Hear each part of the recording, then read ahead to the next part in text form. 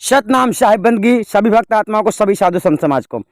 आज हम आपको बतलाने वाले हैं गुरु का महत्व क्या है इस जगत में, इस संसार में, और वो भी साहिब की वाणी से आपको बतलाएंगे। यानी आपको गुरु का महत्व यहाँ पर समझ में आ जाएगा, तब आप गुरु की वंदना कर पाओगे, तब आप गुरु की महिमा को समझ पाओगे। इस वाणी को आप पहले ठीक से समझ लीजिएगा, तब आपको समझ में आ जाएगा कि क्यों ऐसा लोग कहते हैं, सात दीप नौ खंड में प्राणी गुरु से बड़ा ना कोई, क्यों ऐसा कहते हैं। तो चलिए इस वाणी को हम लेते हैं सदगुरु की सच्ची बीजक वाणी से और आपको समझाते हैं। साहब कहते हैं, सदगुरु फकत जगत में दुख से छुड़ाने वाले, भव सिंधु में कुटुंब के सब हैं डुबाने वाले।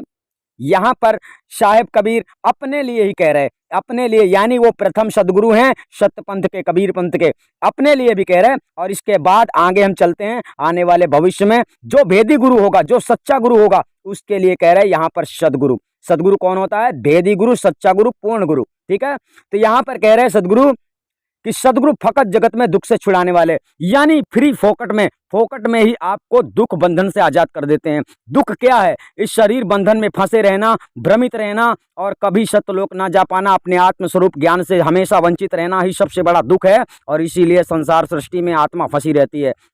तो सदगुरु कहते हैं कि सदगुरु उससे आपको आजाद कर देते हैं, इस दुख से आजाद कर देते हैं। इसलिए फकट में, फकत का मतलब फ्री में, आप इस संसार में गुरु को कुछ भी नहीं दे सकते, यानी आपके बस की बात नहीं है कि गुरु को कुछ दे दोगे। यहाँ पर सदगुरु का संदेश ये है। इसलिए जब आप तुम कुछ भी नहीं दे सकते गुरु को, तो इसका मतलब हो जाता है कि फ्री में, फोकट में आपको गुरु, सदगुरु जो होते हैं, आपको इस दुख रूपी बंधन से, दुख रूपी भवसागर से छुड़ा लेते हैं। ठीक है, कौन?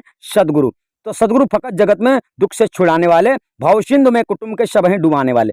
अब आगे कह रहे हैं भवसिंधु, यानी समस्त संसार में कुटुंब के जितने परिवार के तुम्हारे लोग हैं, ये सभी जितने लोग हैं, ये सब आपको डुबा देने वाले हैं, यानी 84 में भेज देने वाले हैं। इनके पास और कोई चारा नहीं है। सदगुरु कहते हैं यहाँ पर गुरु का महत्व आपको अच्छी तरह से समझ में आ जाएगा। फिर आगे कहते हैं, माता पिता तुम्हारे तिरिया सुत बेचारे, स्वार्थ के आते सारे नाता लगाने वाले। यहाँ पर आप ठीक से समझ सकते हैं कि माता पिता तुम्हारे तिरिया सुत बेचारे, यानी माता पिता पुत्र पुत्री सभी आपसे स्वार्थ के नाता लगाने वाले हैं। यानी आप अगर कमाकर इनको कुछ भी नहीं देते हो तो आपसे इनका प्रेम टूट जाएगा। क्यों? क्योंकि इस कलयुग में लोगों ने धन दौलत को भगवान परमात्मा समझ लिया है, प्रेम टूट गया है, सच्चा प्रेम इस संसार में नहीं रह गया है, यानी संतोषजनक चीजें, वस्तुएं इस संसार में नहीं रह गई हैं। इसलिए कोई पति पत्नी के कारण गलत कर बैठता है, तो कोई आदमी, कोई पुत्र अपने पिता के मोह माया में, यानी पिता के प्रेम में ही पागल हो जाता है, यानी कि माँ के प्रेम में पागल हो जाता है, तो यानी गलत कर बैठता है। ऐसा व्यक्ति जो संसार में अपराध करता है, सत्यता को नहीं जानता है, मोहित हो जाता है। यहाँ पर सब स्वार्थ के हैं, यानी कि तुम उनसे, उनके लिए अच्छा सोचते हो तो तुम्हारे लिए अच्छा सोचेंगे, तुम उनके लिए अच्छा नहीं सोचते तो तुम्हारे लिए बुरा सोचेंगे, तुम उनके किसी काम के नहीं हो तो वो तुम्हारे किसी काम में नहीं आएंगे, ये कोई भी हो। ठीक है ना, यहाँ पर सारे रिश्ते नातों का बात यहाँ पर समझ में आ गई होगी आपको। माता पिता तुम्हारे तिरिया सुत बेचारे, स्वार्थ के आते सारे नाता लगाने वाले। स्वार्थ मतलब, स्वार्थ यही होता है, हमारे पीछे बोलो, हमारे जैसे रहो, हमारे जैसे चलो, हमारे जैसे सोचो, हम जो कहते हैं वो करो, ये स्वार्थ होता है। ठीक है, लेकिन जो सत्य का मार्ग होता है, उसमें जो सत्य कहता है, जो धर्म होता है वही किया जाता है, उतना ही उचित होता है। ना माता पिता उसके खिलाफ जा सकते, ना पिता पुत्र पुत्री पत्नी कोई भी उसके खिलाफ जा सकता। सत्य का संविधान ही सबसे अलग है। तो यहाँ पर अब चलते हैं, साहब कहते हैं, अब तो सगे घनेरे कहता है जिनको मेरे, आखिर में काम तेरे कोई नया आने वाले। जो सगे संबंधी आपको प्रतिदिन मिलते हैं या कि नहीं मिलते हैं या कि कभी कभी मिलते हैं, तो ऐसे सगी संबंधी जितने हैं, जिनको तुम अपना कहते हो, अपना समझते हो कि ये मेरे हैं, ये मेरा दोस्त है, ये मेरा भाई है, ये मेरा मौसी का लड़का है, ये मेरा चाचा है, ये मेरा चाची है, इस प्रकार से जितने सगे संबंधी आपको मिलते हैं, ये सब आखिरी समय में आपके काम में नहीं आने वाले हैं। यहाँ पर सदगुरु समझा रहे हैं कि आखिर में ये तेरे काम में नहीं आने वाले हैं। किसको समझा रहे हैं? भक्त समाज को, आप लोगों को समझा रहे हैं। फिर साहब कहते हैं, यम के पड़ेगा पाले, मुर्शुक पकड़ के ताने, कोई ना उस ठिकाने होंगे बचाने वाले। यमराज के पाले जिस दिन पड़ जाओगे, कहने का तात्पर्य जिस दिन आपकी मृत्यु की घड़ी करीब आ जाएगी और यमराज आपके सामने आ जाएगा, जब वो आपके प्राणों को इस शरीर से जुदा करेगा, आपके शरीर से जुदा करेगा, उस वक्त तुम्हें छुड़ाने वाला, उस काल निरंजन से छुड़ाने वाला आपके सामने कोई भी नहीं होगा। चाहे कितना भी अच्छा तुमने किसी के भी साथ किया हो, उस समय तुम्हें बचाने वाला कोई भी नहीं होगा। आपके सगे संबंधी, कुटुंब परिवार के कोई भी लोग आपको नहीं बचा सकते। यहाँ पर अब आगे साहब कहते हैं, अब समझाते हैं कि पाके मनुष्य तन को कर ले पवित्र मन को, फूले न देख धन को दौलत कमाने वाले। पाके मनुष्य तन को, सदगुरु कह रहे पाया है अगर इस मनुष्य तन को तो निर्मल तो कर ले मन को।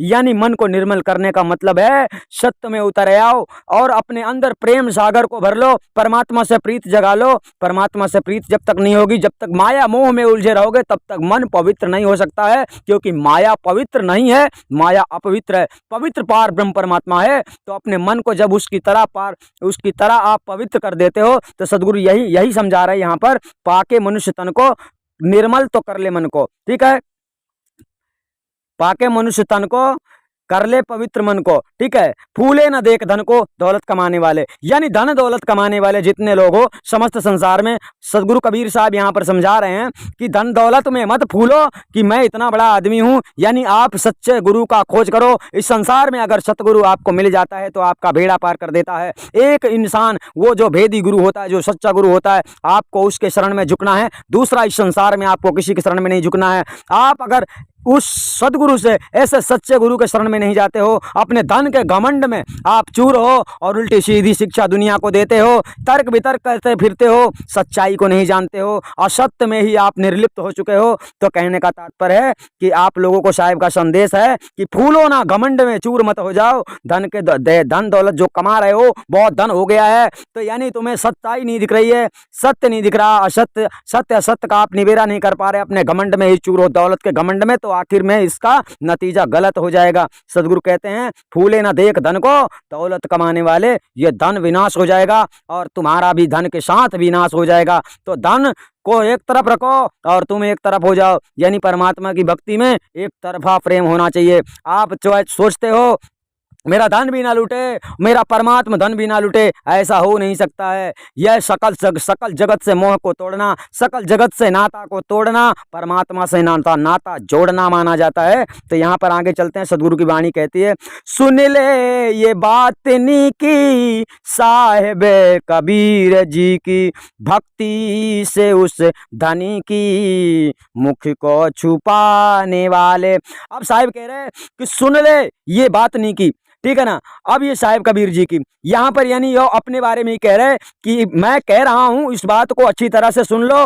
भक्ति से, उस परमात्मा की भक्ति से, वो जो सबसे बड़ा धनी है, जो समस्त संसार को सब कुछ देता है, उसकी भक्ति करने से तुम अपना मुख छिपाते हो। यानी सत्य मार्ग में चलने से डरते हो और सतगुरु की शरण में जाने से डरते हो, साहिब कबीर के बताए गए मार्ग में चलने से डरते हो। तो इसका तात्पर्य है कि आपको इसमें बहुत ही बड़ा नुकसान होगा। यानी संसार में आकर मनुष्य तन को पाकर अगर तुमने सदगुरु की भक्ति नहीं की, परमात्मा की भक्ति नहीं की, सच्चे परमात्मा को नहीं जाना, आपको आत्मज्ञान नहीं हुआ, तो उस महाधनी सतपुरुष परमात्मा, जिससे बड़ा धनी कोई संसार में है ही नहीं, उस नाम का धन जब तक आपको प्राप्त नहीं होता है तो आप कंगाल माने जाते हैं। यानी उसी नाम का धन होने के कारण आपको इस संसार से मुक्त किया जाता है। लेखा जोखा देने के काम में आता है। उसके नाम की भक्ति जो आप करते हो ना, तो वो तुम्हें अपने खजाने से तुम्हें मुक्त कर देता है। यानी इस जो संसार में माया, धन दौलत रूपी जो माया है, इस संसार में जो माया में लिप्त हो गया है, इस माया से छूटना बड़ा आसान है, लेकिन पाव माया से छूटना बड़ा ही कठिन है। यानी उसका जाल ही इतना खतरनाक है। तो सदगुरु कह रहे हैं भक्ति से उस धनी की मुंह को छिपाने वाले, उसके नाम की भक्ति, उसके नाम की महिमा का गुणगान नहीं करोगे, जब तक उसको आप जानोगे नहीं, जब तक सदगुरु की आप शरण नहीं जाओगे, तब तक पाव माया से जीत पाना असंभव है। कहने का तात्पर्य है आप नहीं छूट सकते हैं। इसीलिए साहब समझा रहे हैं कि तेरे पास कितना भी धन हो, लेकिन तू निर्धन है, तेरे पास कुछ भी धन नहीं है। कहने का तात्पर्य है जब तक आपके पास नाम धन नहीं होता है, वो सच्चा नाम धन, और तुम्हारे पास सत्य में चलने की जब तक शक्ति नहीं होती है, साहस नहीं होता है, तब तक के लिए आप लोग समझ लीजिए कि आपका मनुष्य तन पाने का कोई मतलब नहीं है, और कोई कारण मतलब बिना कारण के ही आपको मृत्यु हो सकती है। यानी यहाँ इस संसार में कब किसकी मौत कब हो जाए इसकी कोई गारंटी नहीं है। यानी परमात्मा आपको तभी मिलता है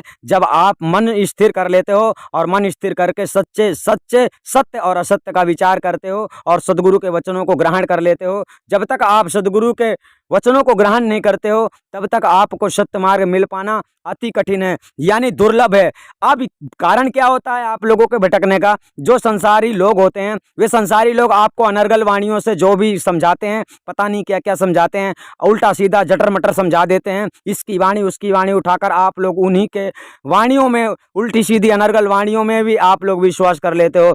आप लोग ये सोचते हो हमारा घाटा नहीं हो, कहने का तात्पर्य आप ये सोचते हो हमको मेहनत ना करना पड़े और फल बहुत मिले। तो ऐसा कभी नहीं होता है। मेहनत का फल ही मीठा होता है, परिश्रम का फल ही मीठा होता है। सद्गुरु का हर कार्य सहज है, परंतु उसके लिए है जो सत्य को पकड़ लेता है। जिससे असत्य नहीं पकड़ रहा, जो जिससे असत्य छूट नहीं रहा है, उसके लिए तो दुर्लभ है। दुर्लभ ही क्या बल्कि नामुमकिन भी है, क्योंकि ये सद्गुरु के वचन है।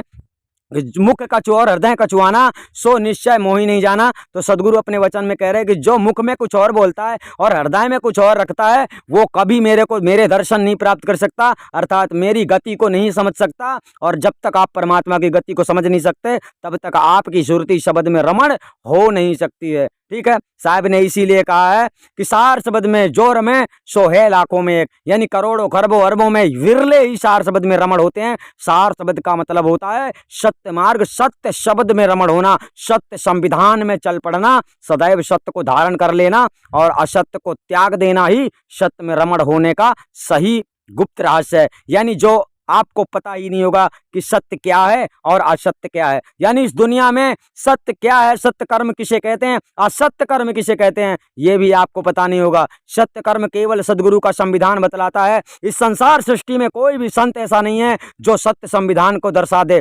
यानी दर्शाने वाला जो है वो पार ब्रह्म परमात्मा सद्गुरु कबीर ही है।